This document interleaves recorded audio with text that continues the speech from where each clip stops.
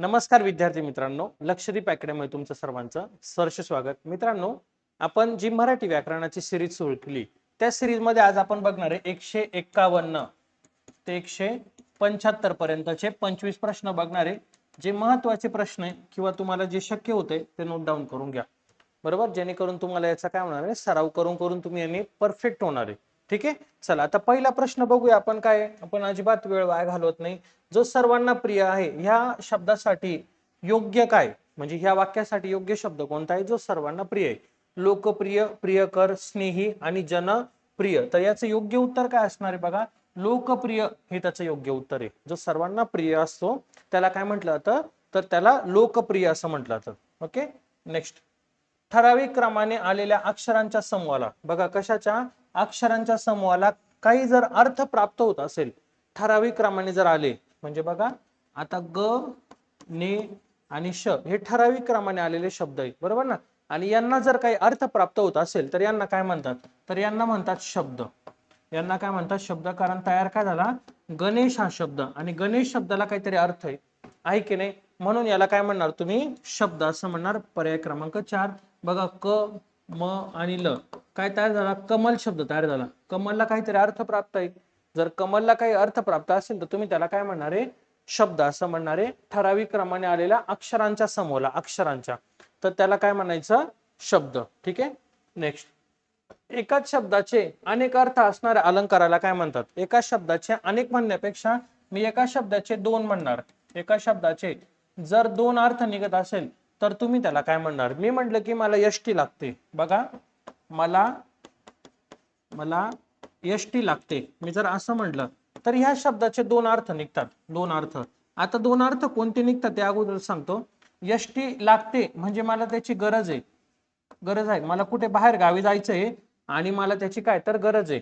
आणि दुसरा याचा अर्थ असा होतो की मला त्रास होतो म्हणजे काय होतं, यष्टी मध्ये बसल्याच्या नंतर मला उलटी होणे, मळमळ होणे, अशा या गोष्टींचा त्रास होतो. मग आता एका शब्दाचे किती अर्थ निघालेत, तर एका शब्दाचे दोन अर्थ निघाले. मग ज्यावेळी एका शब्दाचे दोन अर्थ निघतात त्यावेळी त्याला आपण श्लेष अलंकार म्हणतो. त्यावेळी आपण त्याला काय म्हणतो, श्लेष अलंकार. पर्याय क्रमांक 2 हे त्याचं योग्य उत्तर असणार आहे. ठीक आहे, नेक्स्ट. अरे रे किती वाईट झाले. अरे रे हे कोणत्या शब्दाच्या जाती, म्हणजे कोणत्या शब्दाच्या जातीमध्ये येतं? शब्दयोगी, उभयनवी, केवल प्रयोगी, क्रियाविशेषण. शब्दयोगी हे नेहमी शब्दाला जोडून येत असतं. उभयनवी हे नेहमी काय असतं, दोन वाक्यांना जोडतं. केवल प्रयोगी हे भावना प्रधान असतं. केवल प्रयोगी हे काय असतं, भावना प्रधान. हेच त्याचं योग्य उत्तर आहे. अरे रे किती वाईट झाले म्हणजे काय झालंय, तर भावनेचा उत्कट प्रकट झालेला आहे, म्हणून त्याला काय म्हणणार तुम्ही, केवल प्रयोगी. आणि क्रियाविशेषण क्रियापदाबद्दल विशेष माहिती सांगणारा शब्द असतो. Okay, concept clear. नेक्स्ट. खालीलपैकी कोणता शब्द घर या शब्दाचा समानार्थी शब्द नाहीये? घर या शब्दाचा सदन, निकेतन, आलय आणि अर्णव. तर अर्णव नाहीये. अर्णव म्हणजे काय, समुद्र. अर्णव म्हणजे काय, तर समुद्र म्हणजे कोणता शब्द नाही राहणार आहे, तर पर्याय क्रमांक 4. पर्याय क्रमांक 4 हे त्याचं योग्य उत्तर आहे. घरचं काय, सदन, आणखीन सांगतो, सदन, भवन, आलय, निकेतन, गृह हे सगळे शब्द कशाचे, घर या शब्दाचे समानार्थी असणार आहे. Okay, next. ज्या शब्दाने नामाची व्याप्ती मर्यादित होते, बघा ज्या शब्दाने काय होते, नामाची व्याप्ती मर्यादित होते, म्हणजे तुम्हाला वारंवार नाम लिहायची गरज नाहीये. प्रधानमंत्री आले एअरपोर्टला, प्रधानमंत्री तिथून दौऱ्यावर गेले, प्रधानमंत्र्यांनी तिथं कार्यक्रमाला उपस्थित राहिले, प्रधानमंत्र्यांनी तिथं भाषण केलं, असं गरज नाही तुम्हाला. फक्त प्रधानमंत्री एअरपोर्टला आले, तिथून ते त्यांच्या समारंभासाठी गेले, त्यानंतर त्यांनी भाषण केलं, म्हणजे आता इथं काय झालं, नामाची व्याप्ती काय झाली, मर्यादित झाली की नाही. मग नामाची व्याप्ती जर मर्यादित होत असेल तर त्याला म्हणायचं सर्वनाम म्हणायचं. आणि या सर्वनामांना आणखीन एका नावाने ओळखलं जातं, त्याला म्हणतात प्रतिनामे. त्यालाच काय म्हणतात, प्रतिनामे. बरोबर, हे काय करतं, नामाऐवजी येतं, नामाऐवजी येते. ठीक आहे, पर्याय क्रमांक 3 हे त्याचं काय असणार आहे, योग्य उत्तर असेल. नेक्स्ट. ज्ञानेश्वर महाराजांनी ज्ञानेश्वरी हा जो ग्रंथ लिहिला, हा कोणत्या, ज्ञानेश्वर महाराजांची ज्ञानेश्वरी हा कोणता ग्रंथ आहे, असा प्रश्न आहे. तर ज्ञानेश्वर महाराजांची ज्ञानेश्वरी जो ग्रंथ आहे तो आहे भावार्थ दीपिका. तो कोणता आहे, तर भावार्थ दीपिका. खालीलपैकी कोणता महाप्राण वर्ण आहे? महाप्राण. आता महाप्राण म्हणजे मी या अगोदरच्या लेक्चरला पण तुम्हाला सांगितलंय. मी प्रत्येक लेक्चरला तुमच्या कन्सेप्ट क्लिअर करणार. प्रत्येक लेक्चरला का क्लिअर करणार? कारण तुम्हाला इतके परफेक्ट झाले पाहिजे की मार्कच जायला नको तुमचा. एवढे परफेक्ट झाले पाहिजे तुम्ही. महाप्राण म्हणजे ज्यामध्ये ह चा उच्चार होतो त्याला महाप्राण म्हणतो. एकूण महाप्राण आहेत 14. याचं योग्य उत्तर काय तर 3 नंबर असणार आहे. मग बघा क च ट त आणि प. बघा क ख छ छ ट ट त थ आणि प काय तर फ. हे जे आहे ना हे महाप्राण आहे. हे महाप्राण आहे 5. ओके. यांच्यामध्ये काय येतो तर ह येतो. यांच्यामध्ये काय येतो ह येतो. ख म्हणलं का के एच बघा ह आला. छ म्हणलं का सी एच. ट म्हणलं का टी एच. थ म्हणलं का टी एच. फ म्हणलं का एफ एच. बघा इथे इंग्लिश मध्ये आला की नाही ह. याला महाप्राण असं म्हणायचं. आणखी नाही महाप्राण बघा ग ज ड द आणि ब. मग आता बघा ग ची फोड घ, ज ची झ, ड ची ध, ड ची ध, द ची ध आणि ब ची काय तर भ. हे महाप्राण आहे. हे महाप्राण. ओके. त्यानंतर श श आणि स. मागील याच्यामध्ये लेक्चरला सांगितले की अपवाद काय तर तुमचा स हा तुमचा अपवाद आहे. स हा काय तर अपवाद आहे. मग बघा हे 5. ओके. हे 5 5 आणि 5 10. हे 3 13 आणि तुमचा एक स्वतंत्र जो आहे ह हा एक झाला 14. एकूण महाप्राणची संख्या किती झाली? 14 झाली. पर्याय क्रमांक 3 हे त्याचं योग्य उत्तर असणार आहे. खालील पाणी या शब्दाला समानार्थी नसलेला शब्द ओळखा. नसलेला. चल, नीर, वारी आणि पय. तर वारी हा शब्द पाण्याचा समानार्थी नाहीये. बाकी सगळे आहेत. इथं जल पण आहे. हा इथं चल नाहीये. हा काय तर जल आहे. जल, नीर, तोय. तोय पण आहे. तोय पण आहे. ओके. नेक्स्ट. वसंत ऋतूत झाडांची पाने गळतात. या वाक्यात वसंत या शब्दाची विभक्ती बघा. प्रथमा, द्वितीया, सप्तमी, संबोधन. ज्या शब्दाला प्रत्यय लागलेले नसतात. मी काय म्हंटल? ज्या शब्दाला प्रत्यय लागलेले नसतात त्याला म्हणायचं प्रथमा. त्याला काय म्हणायचं? प्रथमा. याला प्रत्ययच नाही. याचा कारकार्थ आहे कर्ता. बघा प्रत्यय नाही. प्रत्यय नाही. कारकार्थ काय असणार आहे? कर्ता. म्हणजे ज्या शब्दाला प्रत्यय लागत नाही त्याला काय म्हणायचं? प्रथमा म्हणायचं. हा कर्ता असतो. ओके. आणि इथं शक्यतो प्रत्यय शक्यतो नसताच. म्हणजे 99 100% नसतात. ठीक आहे. नेक्स्ट. एकूण विभक्त्या. एकूण विभक्त्या किती तर 8 विभक्त्या. एकूण विभक्त्या किती तर 8 आहे. ठीक आहे. पुढील पर्यायातून पुष्कळ लोक जे बोलतात ते खरे ह्या अर्थाचा योग्य म्हण कोणती? पुढील बघा. पुढील पर्यायापैकी पुष्कळ लोक जे बोलतात तेच खरं राहतं. याच्या अर्थाची म्हण ओळखायची. दाम करी काम, दिव्याखाली अंधार, झाकली मूठ 1.25 लाखाची आणि पाचमुखी परमेश्वर. पर्याय क्रमांक 4. पर्याय क्रमांक 4 हे त्याचं योग्य उत्तर असणार आहे. पुष्कळ लोक जे बोलतात तेच खरं असतं. नामाला किंवा सर्वनामाला विभक्तीचे प्रत्यय जोडताना त्याच्या रूपामध्ये जो बदल करावा लागतो त्याला काय म्हणतात? म्हणजे बघा राम शब्द आहे. रामामध्ये रामचा केला रामा. बरोबर ना. आणि विभक्तीचे प्रत्यय लागण्यापूर्वी हा विभक्तीचा प्रत्यय म्हणजे मूळ शब्दामध्ये जो बदल केला जातो आणि जे विभक्तीचे प्रत्यय ते काढून टाकायचे जो उरलेला मधला शब्द असतो त्याला काय म्हणतात? तर त्याला म्हणतात सामान्य रूप म्हणतात. त्याला काय म्हणतात? सामान्य रूप असं म्हणतात. बघा नामाला किंवा सर्वनामाला विभक्तीचे प्रत्यय जोडताना त्यांच्या रूपात जो बदल करावा लागतो त्याला काय म्हणायचं? सामान्य रूप म्हणायचं. पुढील शब्दांपैकी द्विगु समास कोणता? आता सगळ्यात महत्वाचा द्विगु समास ह्या शब्दाचा अर्थ काय होतो? द्विगुचा. द्विगु समास हा संख्यावाचक असतो. हा काय राहतो? संख्यावाचक. म्हणजे तिथं संख्या दर्शवलेली असते. बघा पूर्वोत्तम नाहीये, बटाटे भात नाहीये, सरसीत पण नाही. उरला काय? पंचपाळे. मग आता आपण काय करूया ना या द्विगु समासाबद्दल आणखीन जाणून घेऊया. मग बघा द्विगु समासाबद्दल. ज्या समासातील पहिले पद हे संख्या विशेषण असते आणि त्यावरून एका समूहाचा जर बोध होत असेल तर त्याला द्विगु समास म्हणायचं. पहिलं पद काय राहतं? संख्या विशेषण. मग पंचपाळ्यामध्ये बघा 5 पाळ्यांचा समूह. इथं पंच म्हणजे काय तर 5 आहे. ही काय झाली? संख्या झाली. ही काय झाली? संख्या झाली. म्हणून याला द्विगु समास म्हणायचं. इतर पर्यायांचं स्पष्टीकरण बघा. पूर्वोत्तम म्हणजे पूर्व असा उत्तम हा कर्मधारय आहे. बटाटे भात म्हणजे बटाटे घालून तयार केलेला भात हा मध्यम पदलोपी आहे. आणि सरसित म्हणजे जन्माला येणारे अलुक तत्पुरुष आहे. अलुक म्हणजे ज्याचा लोप पावत नाही त्याला म्हटलं आता अलुक तत्पुरुष समास म्हणतात. ठीक आहे. द्विगु समासला करे तुम्हाला बघा पहिले पद हे काय राहतं संख्या विशेषण असतं आणि त्यावरून एका समूहाचा बोध होतो त्याला द्विगु समास म्हणतात. पंचपाळे म्हणजे 5 पाळ्यांचा समूह असतो. पंच म्हणजे किती झाले 5 झाले. ओके. पूर्वोत्तम म्हणजे पूर्व असा उत्तम. बटाटे भात म्हणजे बटाटे घालून केलेला भात. आणि सरसित म्हणजे काय तर बघा सरसित जन्माला येणारे अलुक तत्पुरुष. तुमच्यापैकी कोण धडा वाचणार या वाक्यात प्रश्नार्थक सर्वनाम कोणतं आहे? मी पहिलेच हायलाइट करून दिलं तुम्हाला. विचारलंय काय तुमच्यापैकी कोण धडा वाचणार आणि काय म्हणलंय तर प्रश्नार्थक. प्रश्नार्थक काय तर कोण आहे? प्रश्नार्थक काय कोण आहे? सोपं आहे. नेक्स्ट.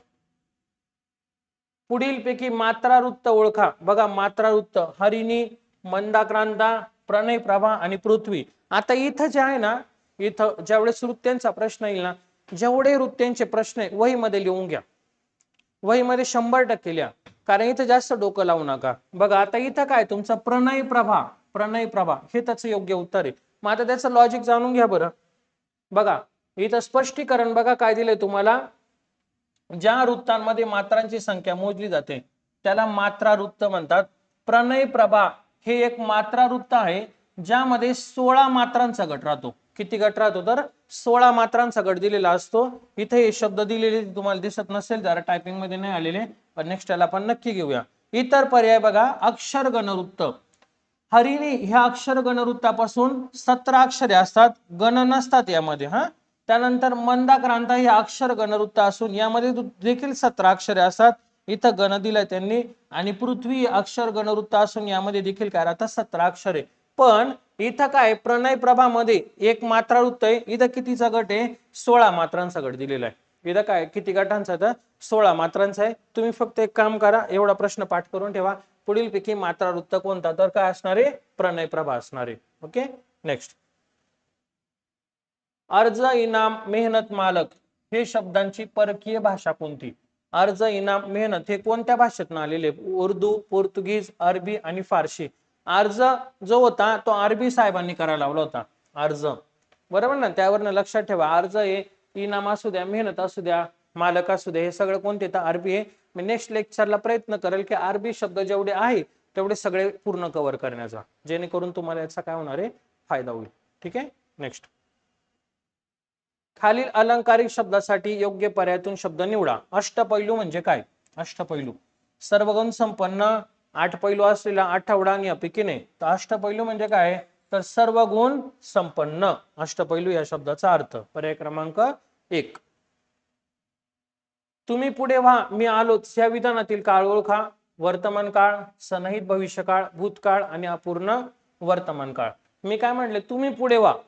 तुम्ही पुढे व्हा मी आलोच म्हणलेलं आहे म्हणजे क्रिया संपवली का रे? अजिबात नाही. क्रिया संपवलेली नाहीये. पण त्यांनी काय केलं माहिती का असं सांगितलंय का भविष्य काळामध्ये म्हणजे तुम्ही पुढे व्हा तुम्ही पुढे जा मी आलोच म्हणजे कोणती क्रिया करून टाकली भविष्य काळामधली केली. म्हणून त्याला म्हणायचं सन्निहित भविष्यकाळ. सन्निहित भविष्यकाळ म्हणजे काय राहतं की जी क्रिया संपली नाहीये पण आपण अगोदरच सांगितलं बाबा तू पुढे चल मी आलोच तुझ्या पाठीमागे. आपण असं म्हणतो की नाही फक्त थोडस माझ्या अगोदर चला मी तुमच्या मागे येतोच. त्याला म्हणायचं सन्निहित भविष्यकाळ म्हणायचं.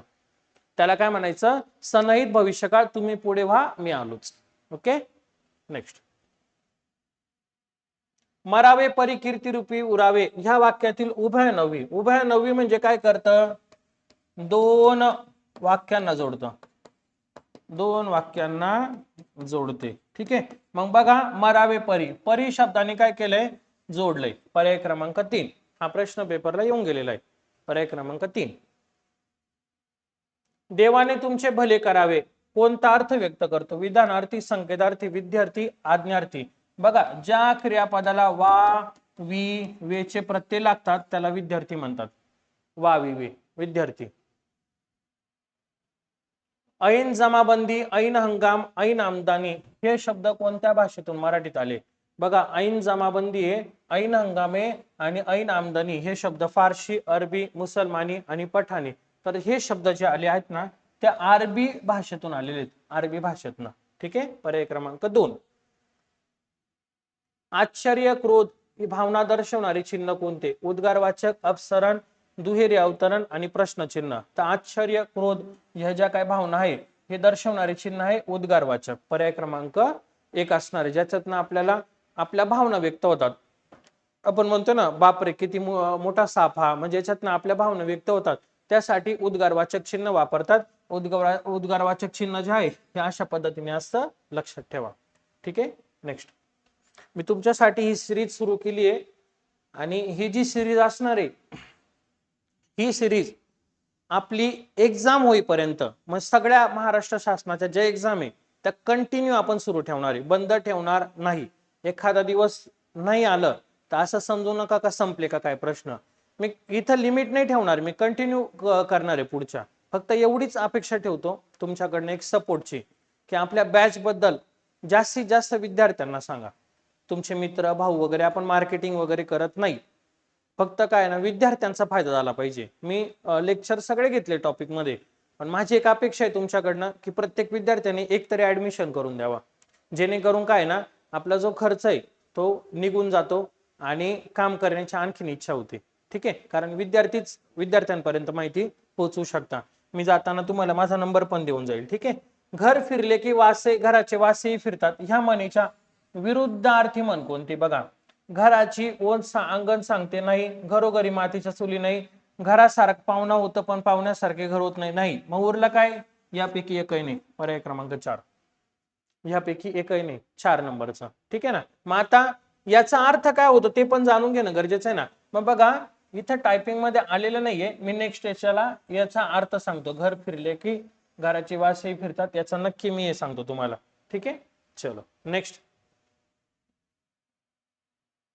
गणपत अण्णाला अंग राखून काम करण्याची सवय आहे, ह्या वाक्याचा अर्थ अचूक असलेला पर्याय सांगा. काडीमोड घेणे, कांकुंग करणे, आटापिटा करणे, काडीने औषध लावणे. तर काडीने औषध लावणे म्हणजे गणपत अण्णाला काय तर अंग राखून काम करण्याची सवय पडली, मग तो काय करतोय तर काडीने औषध लावतोय. ठीक आहे. चुकीचा पर्याय, ज्या क्रियापदावरून फक्त काळाचा बोध होतो त्याला स्वार्थी म्हणतात. बरोबर आहे हा पर्याय. ज्या क्रियापदावरून फक्त काळाचा बोध होत असेल तर त्याला काय म्हटलं तर स्वार्थी म्हणतात. हा बरोबर आहे. बसा, उठा, ठेव ही क्रियापद आज्ञार्थी, हा देखील बरोबर आहे. कर्तव्य दर्शवणारे वाक्य हे विद्यार्थी असतात, हा देखील बरोबर आहे. पण जर निमंत्रण आले तर मी यातून जर निमंत्रण आले तर मी येईल, यातून नकारार्थी, नकारार्थी नाही, हा काय तर तुमचा संकेतार्थ आहे. हा काय तर तुमचा संकेतार्थ, म्हणजेच पर्याय क्रमांक 4 हा काय तर चुकीचा पर्याय. पर्याय क्रमांक 4 हा काय असणार आहे? चुकीचा पर्याय असणार आहे. ठीक आहे. आज आपले 25 प्रश्न पूर्ण झालेत. नेक्स्ट लेक्चरला आपण पुढे कंटिन्यू करणार आहे. ज्या विद्यार्थ्यांना बॅच घ्यायची अशा विद्यार्थ्यांसाठी बघा हा माझा नंबर आहे, त्यांना व्हॉट्सअपला हाय मेसेज करायला हवा, 8329603029. ठीक आहे. चला असा सपोर्ट करा, जास्तीत जास्त विद्यार्थ्यांपर्यंत आपल्या ऍप बद्दल माहिती पोहोचवा. धन्यवाद. आजचं लेक्चर आपलं इथंच थांबवतोय.